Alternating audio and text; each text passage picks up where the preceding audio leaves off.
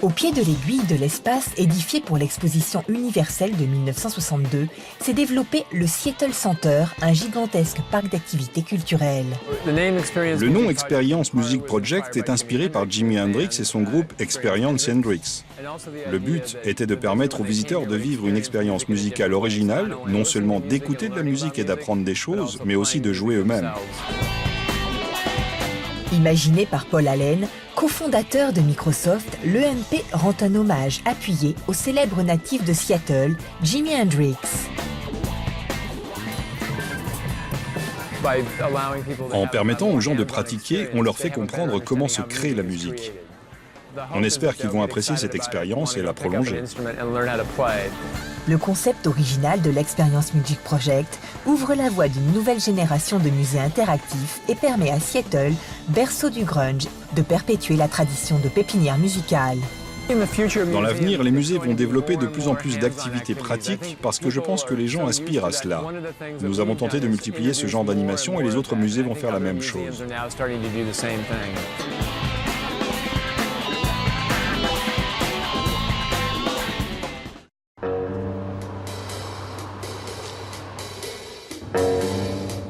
Mais c'est dans sa banlieue que Seattle garde farouchement ses secrets.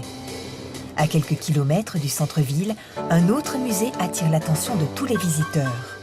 Le musée de l'aviation au sein des usines du constructeur Boeing.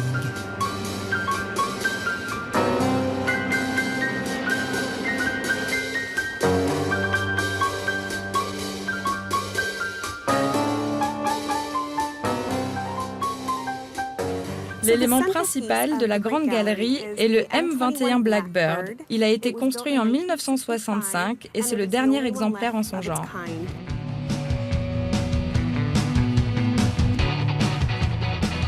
Boeing a été très généreux avec le musée de l'aviation. Ils nous ont donné un grand nombre d'objets et d'avions. L'histoire de l'aviation et l'histoire de Seattle sont très liées et c'est ce qui rend ce musée si intéressant. Les inventeurs n'ont pas froid aux yeux. Pour preuve, cette étrange machine.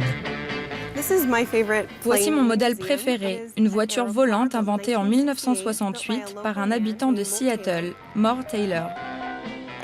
Il a essayé d'industrialiser ce modèle et ça n'a pas vraiment marché. Mais c'est une bonne idée et peut-être que quelqu'un réussira à la développer dans l'avenir.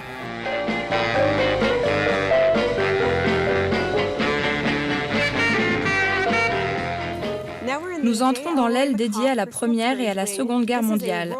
Elle a été ouverte pour le 60e anniversaire du débarquement. L'aviation militaire a ses légendes. Manfred von Richthofen, plus connu sous le nom de Baron Rouge, en fait partie. Nous avons plusieurs panneaux qui mettent l'accent sur le Baron Rouge. C'était le plus connu des aviateurs de la Première Guerre mondiale. 80 victoires en vol avant d'être abattu.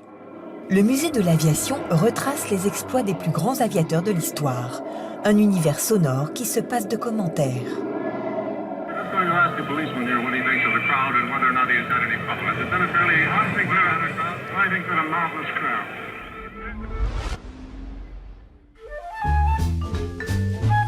Mais l'aviation civile a également ses légendes.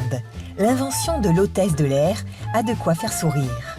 Ces jeunes femmes dotées de tous les charmes avaient pour vocation d'agrémenter les vols les plus pénibles. En compagnie de ces déesses en uniforme, la phobie des hauteurs devait être vite oubliée.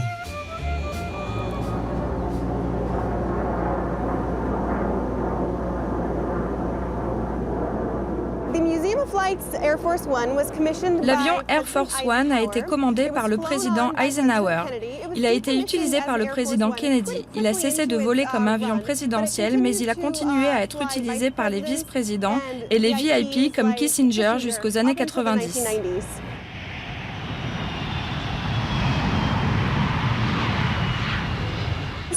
Voici le prototype du Boeing 747, 70 mètres de long et assez grand pour contenir 13 bus. Ironie de l'histoire, c'est dans les entrepôts de Boeing qu'il est possible d'admirer le très européen Concorde, désormais à la retraite.